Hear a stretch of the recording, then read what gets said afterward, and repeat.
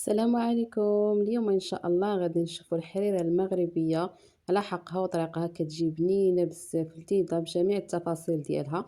غادي ناخذ في الاول كوكوط، غادي نديرو فيها بصله اللي تكون مشلضه رقيقه مزيان اولا حكوها، وغادي ناخذ شويه ديال الكرافس كيبقى على حسب الرغبه، وغادي ناخذ الربيع خلط ما بين قزبر ومعدنوس، تقريبا كاس ديال الربيع. انا عندي هنايا حيت كميه كثيره.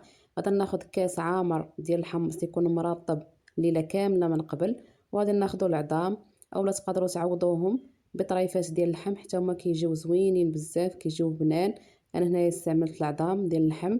وغادي ناخذوا العدس تقريبا نص كاس اللي يكون مغسول مزيان ومرطب من قبل شي ساعه تقريبا او اقل، المهم يكون مغسول مزيان.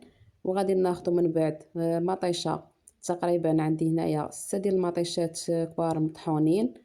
وغادي نبداو نضيفو في التوابل عندنا معلقه كبيره ديال السكينجبير، معلقه كبيره ديال الخرقوم عرق اولا الكركم، ومعلقه كبيره ديال التحميره او الفلفل الاحمر، معلقه صغيره ديال الابزار.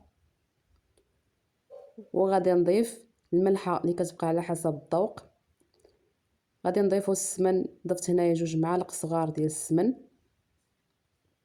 وغادي نضيف الزيت، معلقه كبيره ديال الزيت، وغادي نروي عليها. وغادي نسد الكوكوط وندير الصفاره ونتسنى الحمص حتى يطيب مزيان، ومن بعد كنحل عليها.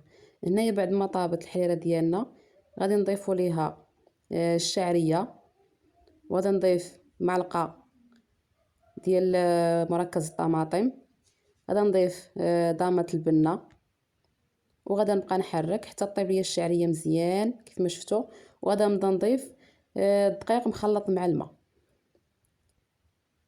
غادي نبقى كنحرك، والا بانت ليا تقالت كنبقى نزيد الماء.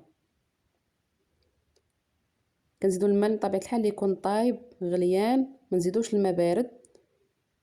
صافي كنبقى نحرك وكنضيف حتى كنوصل للقوام اللي انا باغا. هانتو كيف ما شفتوا كنبقاو نحركو حتى نوصل للقوام اللي حنا باغين.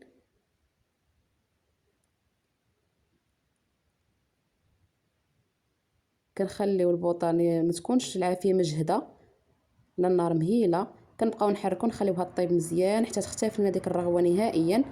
ملي كتختفي لنا الرغوه كنتاكدوا ان هذاك الدقيق طاب. هانتو دا هو الشكل ديالها كيفاش كتجي. ملي كطيب كتجي بنينه بزاف لذيذه.